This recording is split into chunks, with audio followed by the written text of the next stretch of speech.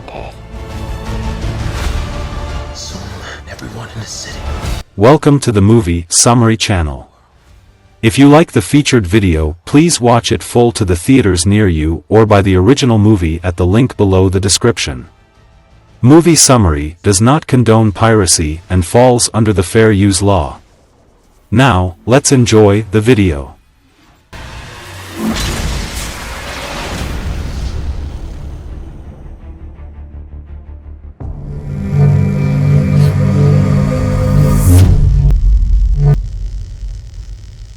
The movie opens with a close-up of fingers furiously typing on a keyboard.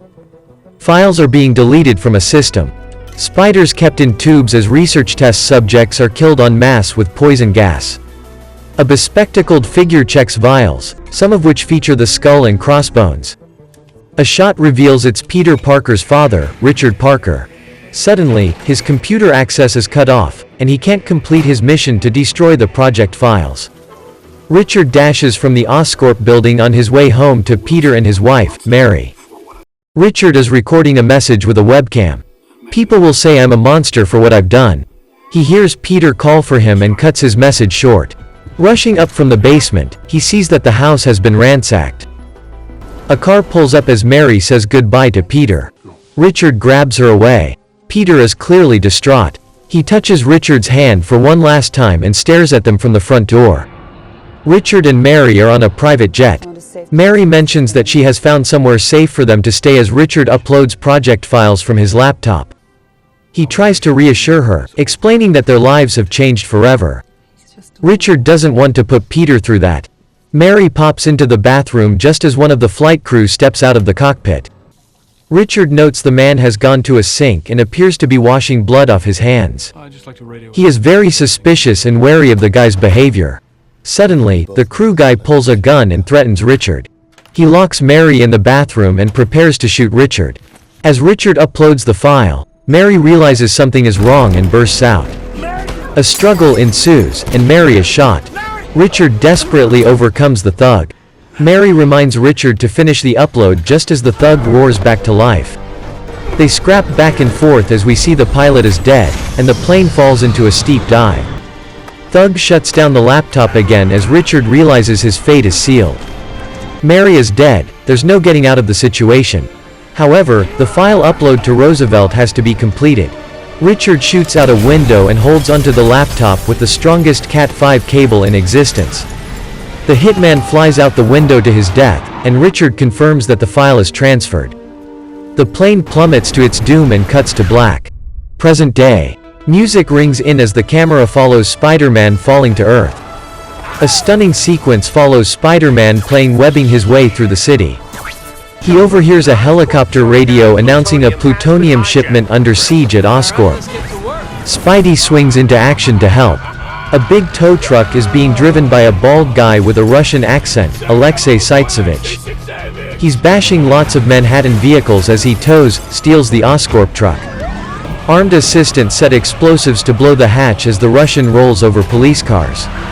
Spidey swings impressively through buildings in hot pursuit. The goons blow the hatch and hop into the van. There's a container of yellowish vials that are their target. Spidey leaps onto the tow truck and engages in some Spidey banter with Saitsevich, who clearly has no idea who he is. As the goons prepare to hijack the plutonium, we cut to an Oscorp employee, the socially inept geek Max Dillon, stumbling through a crowd with an armful of blueprints. Naturally, the prints get knocked from his hands and roll into the street just as Spidey and Saitsevich barrel around the corner. Spidey leaps to the rescue and prevents Max from being squashed by a cab. Spidey hands him the plans and notes that he works at Oscorp before leaping away. Saitsevich, clearly ignorant of the dangers of radioactive material, slams into a bunch of cars, tossing the goons and the P-238 around in the van. Dozens of cop cars crash into the truck, pinning it in. The goons burst from the van, firing at the cops with automatic weapons. Strands of web shoot from above, yanking the goons and suspending them over the cops. Saitsevich takes his chance to escape. The P-238 is bouncing all over the place as Spidey tries to avert disaster, catching, juggling, and swinging like a chandelier. As he bounds out to recover one last vial, his phone rings.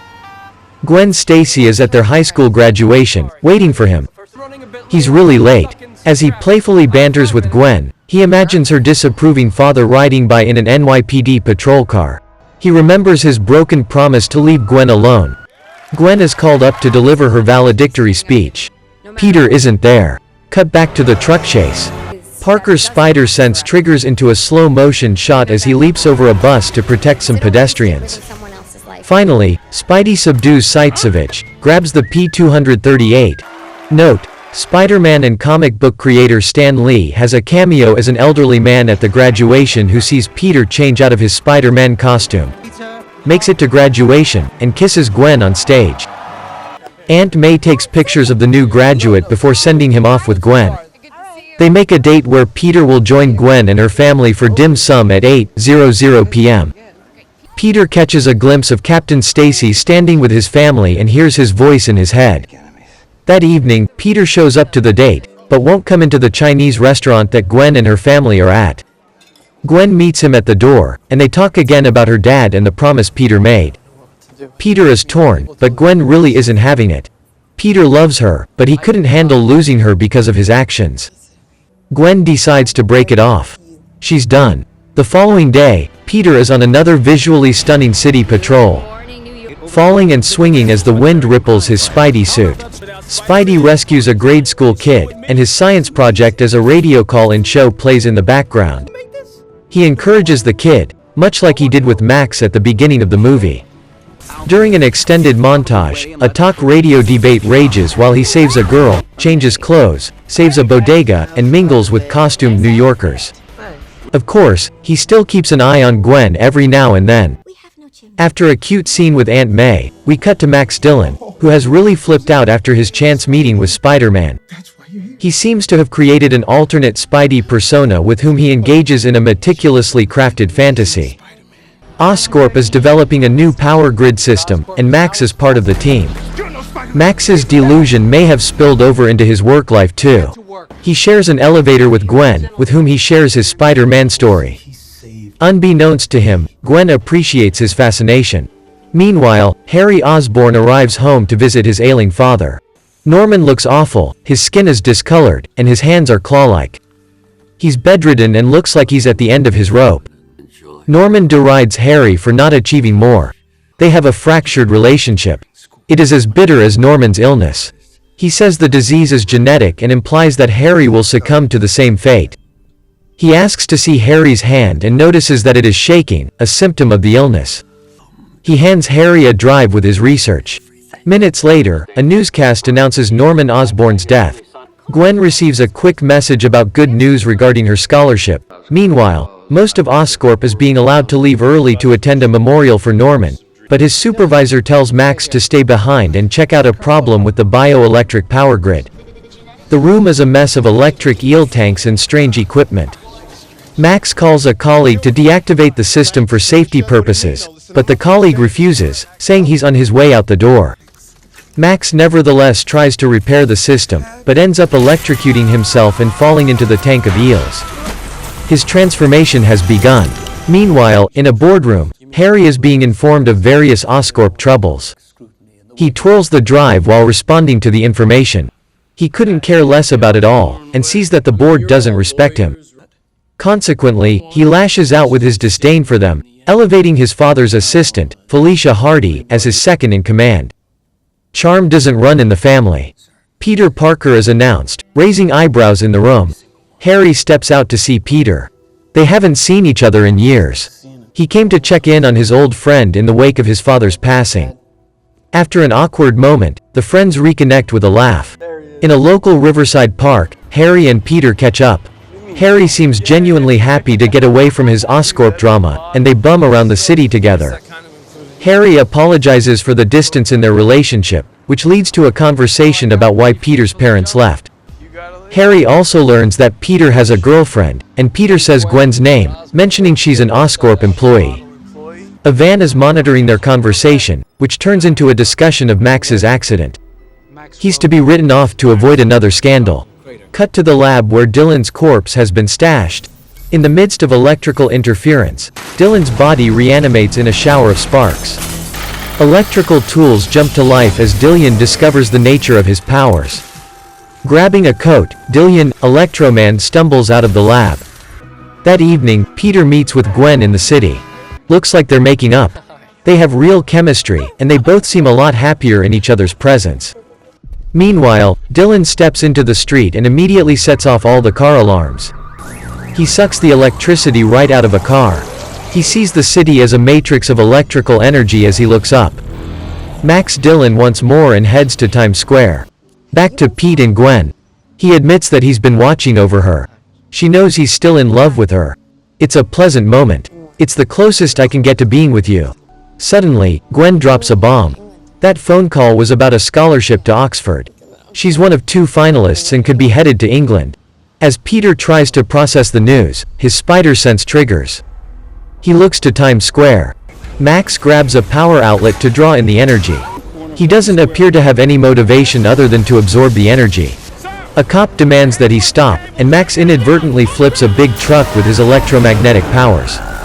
As a fleet of cop cars surrounds him, he catches a glimpse of himself on the big TV monitors. It's the attention and stardom he's craved his whole life. His emotions explode, triggering a wave of energy that flips the squad cars. Spidey swoops in to catch one before it crushes a cop and tries to talk Max down. At first, seeing his hero, Max seems to improve his mental state.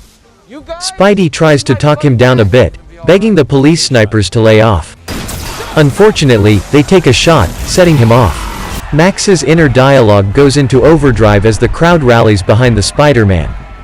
Convinced that he has been betrayed, he grabs some electrical cables, jacking them into his chest and sucking huge amounts of electricity into his body. Times Square goes dark, and Max, Electro, sends a blast of power that tears the block to shreds. Electro sends lightning bolts into the screaming crowd, levitating on electromagnetic force. Spidey sprays a fire hose onto him, disrupting Electro's power and sending him plummeting to Earth. Electro is down for the count, and Spidey heads home to watch the news about the fight. Glancing at his busted web shooter, Peter becomes consumed with solving the mystery of his parents' disappearance. He feverishly starts research on the internet, trying to connect the dots. Meanwhile, Harry is sitting in a cavernous office. He's listening to news coverage, fiddling with the drive his father left him. He feels an itch on his neck, and as he reaches to scratch it, the drive pricks his finger. Falling to the desk, the drive causes a reaction with the desktop display and begins spitting out information about a secret battle armor. Harry looks at more files, and sees a video of Richard Parker explaining research into mutated spiders. Cut to Peter experimenting with ways to electro-proof his electronic web shooters by watching YouTube videos. The following day, his phone rings.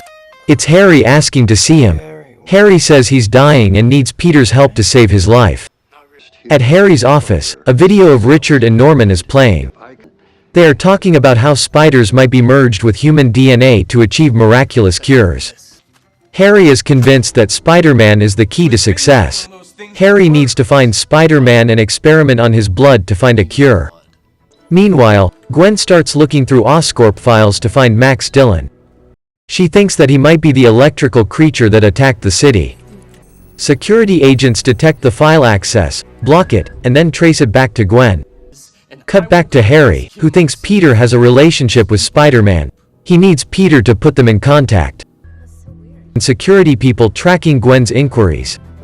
They start to chase her, and she bumps into Peter. Hopping into a storeroom, she explains that she knows who Electro is. Peter explains that Harry wants Spider-Man's blood and is fearful of the consequences. But back to business, Peter doesn't want Gwen to go to England. They kiss and attempt to exit the building. Gwen hops into an elevator with Harry Osborn. Harry figures out that this is the Gwen, who has a relationship with Peter. Cut to an exterior shot of Ravencroft Institution, where Dylan has been collected and stored. Clearly, this isn't a benevolent place. Dr. Kafka explains that he wants to help Dylan.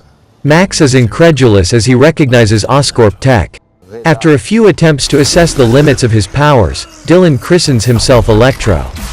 Scheming Oscorp exec Donald Mencken commands that he be shut down, and Electro is placed back into the neutralizing water chamber. Back at Peter's house, Aunt May is sitting in the midst of Peter's conspiracy web about his parents. He confronts her about the truth and demands answers. She explains that he was dropped off on their steps with no explanation. She begins to ramble in frustration and will not reveal anything more about his parents. Peter explains that he doesn't want to replace her. He just needs to know the truth. May relents and tells him that some government officials came to see them. They claimed that Peter's parents were traitors. It doesn't make sense to either of them. May says that Richard had a very normal routine of taking the D train to work every morning at 7 a.m. and came home at 6 p.m. Cut to Harry's house. He looks awful. Spider-Man has dropped in to explain that giving him his blood isn't possible. It could have deadly side effects. Harry doesn't care. He wants the blood, no matter the cost. Harry is clearly going over the edge. He is desperate, and Peter realizes he's made a mistake. He's about to make another one by interrupting Gwen as she heads into her scholarship interview. Despite breaking his heart, he wishes her luck in the interview. Peter takes his frustration out on his conspiracy web, tearing it apart. In the midst of the takedown, he throws an electronic device that Richard owned, and it breaks open, revealing a large number of subway tokens stashed inside. Entering Roosevelt and the D train together on the internet, he learns about a secret subway station along the D line that was used to transport President Roosevelt, the same person Richard was trying to send the data to in the opening scene. Back at Oscorp, Harry is in a drunken fit. He's sure that his fate is sealed since the super spiders were destroyed. Felicia, however, thinks there's still a chance. Apparently, Oscorp extracted the venom as a failsafe before killing the spiders. Harry begins combing through files to find the cache of venom. Apparently, Mencken has been using Harry's security clearance to run the off-books Special Projects Division at Ravencroft. Harry watches the Electro footage as Mencken bursts into his office. It's a setup. Mencken uses the Electro fiasco to remove Harry from his job and wrest control of Oscorp. Peter is in the subway tunnels looking for his dad's lab. He discovers the Roosevelt station and activates a switch with a token. Gradually, the tracks open to reveal a subterranean lab car that roars to life. All of his dad's research is here, and the file download was completed years ago. Richard's video explains Norman Osborn's nefarious deeds while proclaiming his own innocence.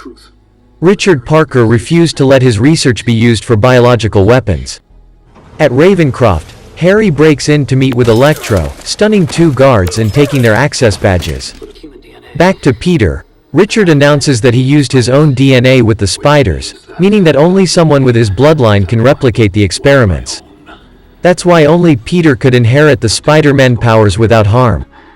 Harry races through the Ravencroft facility, activating a fire alarm.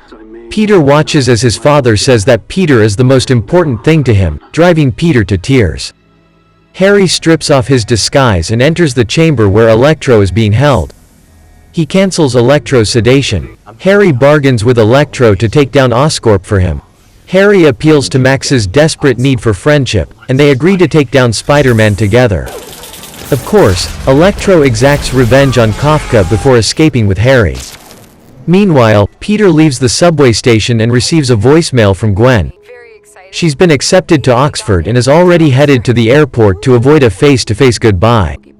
At Oscorp, Electro kills Mencken's security guard before Harry walks in and forces Mencken to grant him access to special projects. Electro dashes off to reclaim his stolen power grid design and cripple the city.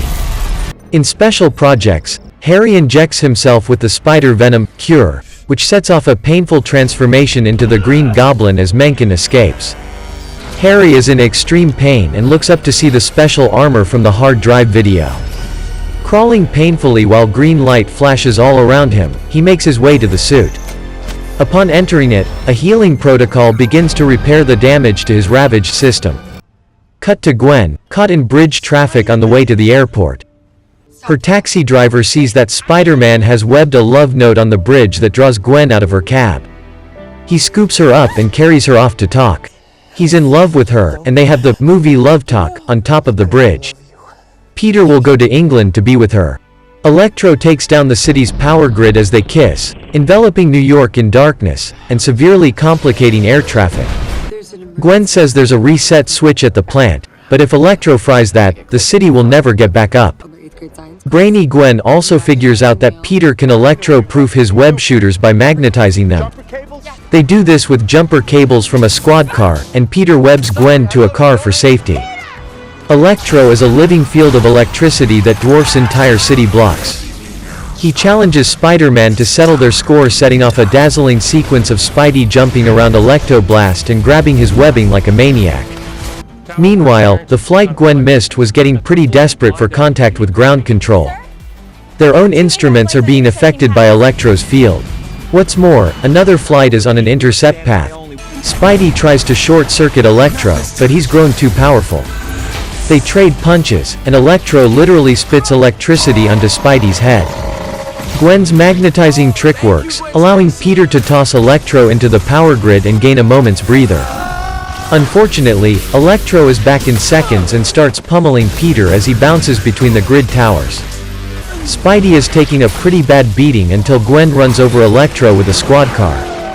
Gwen insists on staying, and they work out a plan to defeat Electro. Spidey will distract him while Gwen resets the system. Spidey uses his spider sense to evade electrocution.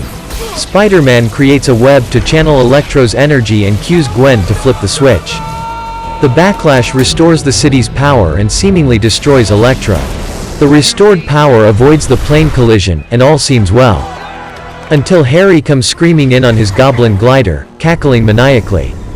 Seeing Spider-Man and Gwen together, Harry, Green Goblin, figures out that Peter is Spider-Man and decides to hurt Peter by harming Gwen. Peter pleads with him to let Gwen go. Harry, Green Goblin, obliges by dropping her from his glider. Peter jumps to save her, but Harry drops a pumpkin bomb to finish the job. A furiously fast fight ensues, with Harry and Peter duking it out while Gwen attempts to avoid becoming collateral damage. Gwen falls, and Peter webs her, stopping her descent. Harry pounces and pins Peter to a clock wheel. The mechanism will cut his web and send Gwen to her fate as the mechanism moves. Peter pins Harry and wedges his foot on the mechanism to spare Gwen, but to no avail. The wheel turns, the web snaps, and Gwen falls. The clock damage takes out Harry, and Peter leaps through the wreckage to save his love. The web line catches, but the impact snaps her neck, killing her instantly. The pose mimics the comic book perfectly. Peter gently cradles her lifeless body, pleading for her to stay with him. Cut to her funeral. Mrs. Stacy is devastated. Peter and Aunt May hang back until the family leaves. Peter sits alone at her grave, and a series of shots show him watching over her site over a period of several months. At Ravencroft, Harry is in a cell. A visitor shrouded in shadow, the same man from the first film's end, visits and discussed a plan. Spider-Man is grief-stricken and out of action. Harry has a plan and wants to keep it small. Apparently, all that they need is at Oscorp. They decide on using Alexei Saitsevich as a test subject. Cut to a shot of Oscorp Tower. Mr. Gustav Fires, who is the shadowy man, walks through a room with specialized gear, octo arms, vulture wings, and an armored rhino suit. They will spring Saitsevich and set him against the city. At the Parker house, a newscast indicates that Spider-Man has been missing for 5 months. Aunt May expresses concern that Spider-Man has disappeared. Peter is consumed with remorse, but he grabs a USB stick in his bedroom and watches Gwen's graduation day speech. The speech is all about maintaining a sense of hope. Remembering her bravery, he opens his closet and takes the uniform. Alexei Saitsevich, controlling the mechanized suit as the Rhino, has just robbed a bank and is rampaging through the city. His superior armor is cutting through the cops. Inspired by his hero, the science fair kid has donned a Spidey suit and runs out to face the Rhino. Laughing at the sight, Rhino takes the bait and marches toward him. Until the real Spider-Man swoops in. Rhino charges Spidey, who swings a manhole cover against Rhino. Thank you for watching our featured video here in Movie Summary. I hope you have enjoyed watching our videos. Please click the like and share buttons to share the video to your families and friends, and please subscribe to our channel to help us grow. Click the notification bell so that you will be notified whenever we upload new videos. Bye for now, and see you in our next videos.